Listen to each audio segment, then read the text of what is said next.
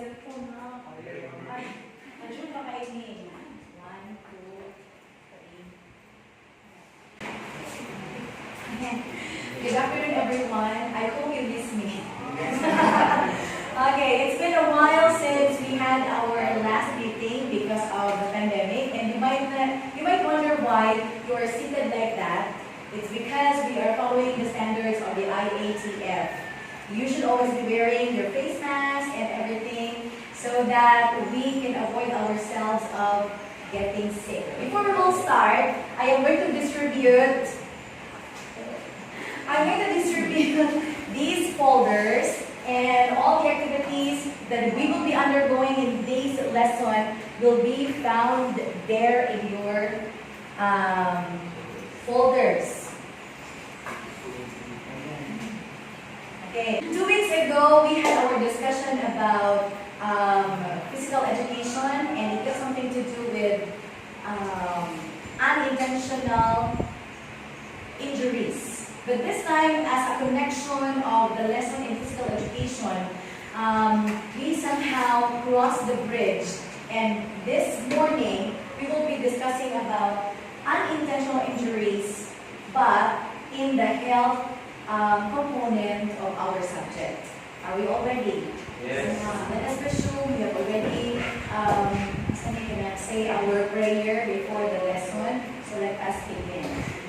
As you notice there, I have there a question on the screen. Do you remember? I believe that you already have this kind of discussion even when you were in elementary, grade 7, grade 8, until last year. That's grade 8.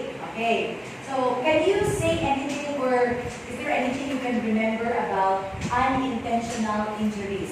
Any lang? Any 1 word, 2 words, or anything?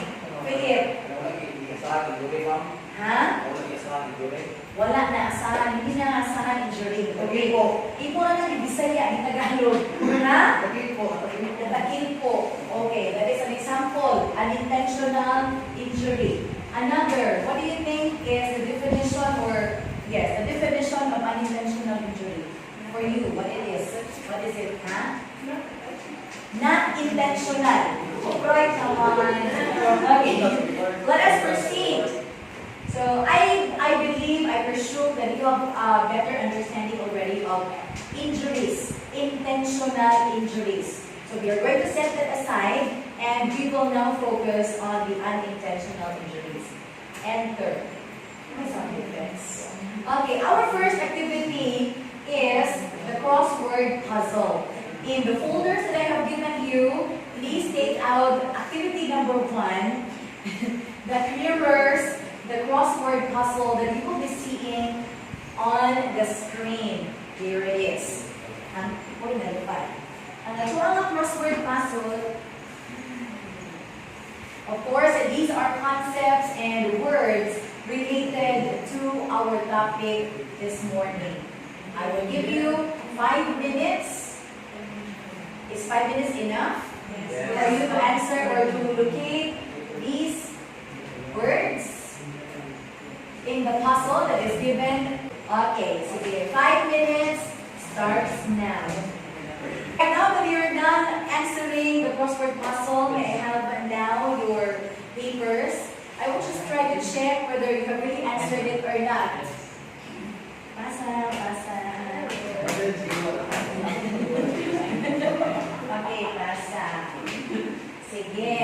Now I will give this to your seatmate or anybody in the class so that they will be the ones to check your work.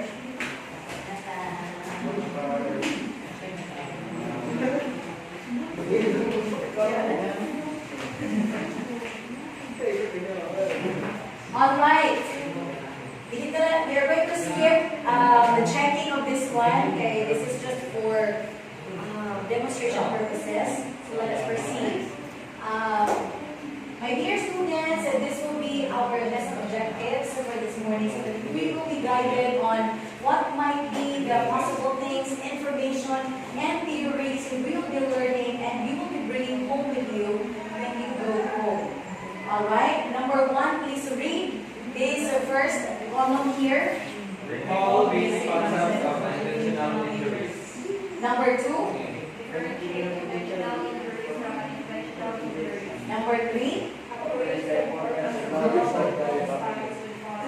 And the last column, Philip. Awareness of this injury. And number 5, we are going to commit ourselves to promote and preserve the culture of violence-free community. So for 40 minutes, we are going to tackle everything. Hopefully, we'll be finished with this one. And I will be soliciting for your full cooperation in all the activities that we will do. Next. Second activity. Okay, looking at our diagram or a screen, we have there through different perspective. Okay, it is some kind of fill in the blanks definition of what they think first aid would be or injury would be. So, for a construction worker, for an athlete, for a firefighter, for a doctor, for a student, and for a mother. Let us going to pretend this time that one of your classmates here would be the construction worker, one of your classmates would be an athlete, a firefighter, a doctor, a student, and a mother. Okay? Say again. Let us begin. Example, Philip. For a doctor, injury may be kung doktor ka, kung sa mga possible things that will injure you. Please stand. Bisaya English, it's okay as long as we will have better understanding. Kung doktor ka, Philip, what might be the possible causes of your injury? Matusnukan ka dago, kaya daghag. Usually, pag the mga doctors, they will have 48 hours of duty. Then, we really need to do away with them having not getting enough sleep. So, sakto si Philip, pwede matusukan sa dago, nagilukain lang siya. Okay, that's one great answer. For a firefighter, kung ikaw, firefighter, kuan ka ng chumilo. If you are a firefighter, what might be, or what is injuring to you, or what might be the possible things na maka-injure nimo? Kung sa mga firefighter, bombero, ha? Ha? Madatugan sa gahoy. Uy, madatugan ka sa hose. Dito na ko pininadubi sa buwan. Yes. Okay, thank you so much for your answer. How about for a mother? Karen, what if you are a mother? What is injury to you? But for a mother, injury may be when you accidentally Cut your fingers. Okay, that could be one injury, a cause of injury. If you are a mother, which we all can relate, even if you are still students. May mga kita tas na maginikan ng nagluto, kita na ng laban.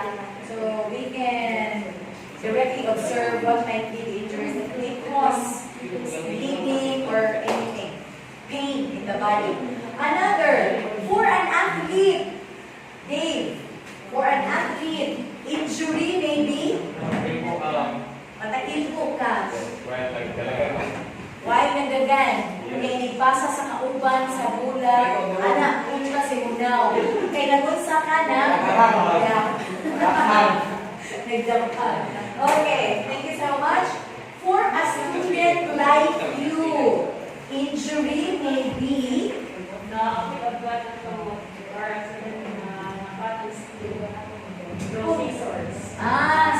in using scissors in performing your activities, maybe in arts, no, maybe in some other subjects, English, and hindi mo maghapon mga shala na ibang so that could be one cause of injury. Okay, question another. What for the last? If you are a teacher, you're going to break pretend na maestro ka, maestro, maybe maestra, no? If you are a teacher, what might be the possible cause of injury? Dapat ang ulo. Ika, pwede. Pwede naglaban ang ulo kay si Philip wala ka pa sa module. Okay, so for you, unsa man? Unsa pa may lain na cause?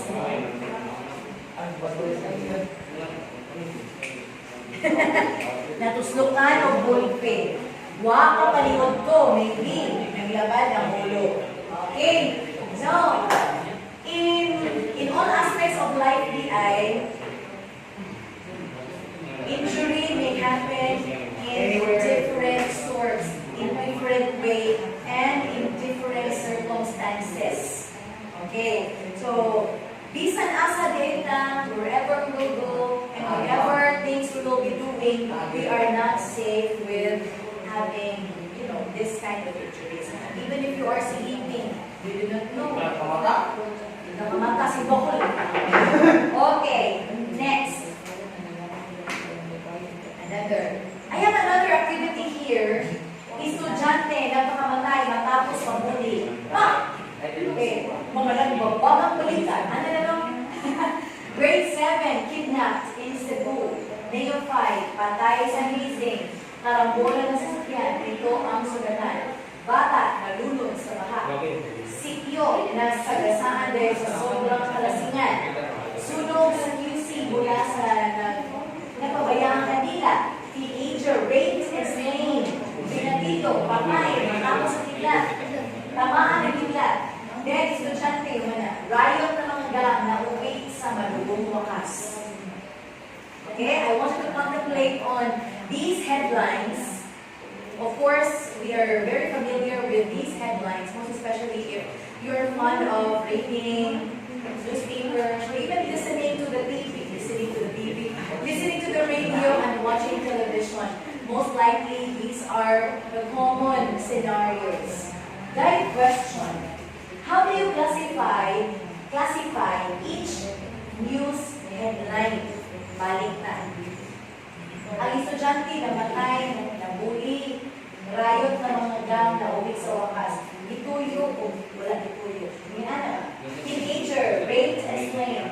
Is this kabukon balik sa bata? Kaning riot sa gang. It is their intention. Estudyante nagpakamatay matapos nabuli. Is this intentional or not? Intentional. Girl, 7 years old, kidnapped in Cebu. Is it their intention to be kidnapped? No. Neophyte, patay sa hazing. Is it intentional or unintentional? Nano ni apil man siya sa hazing? Mahulagin. So, it's 50-50. Karambola na sasakyan, pito ang sugatan. Is it intentional or unintentional? Unintentional. Bata nalunod sa baha. Unintentional. Sityo na sagasaan. Unintentional. Okay, by just looking at all these headlines, you can right away identify asa intentional and unintentional. Hopefully, at this very moment, you can already differentiate, you can already identify the unintentional and intentional injuries. Let us continue.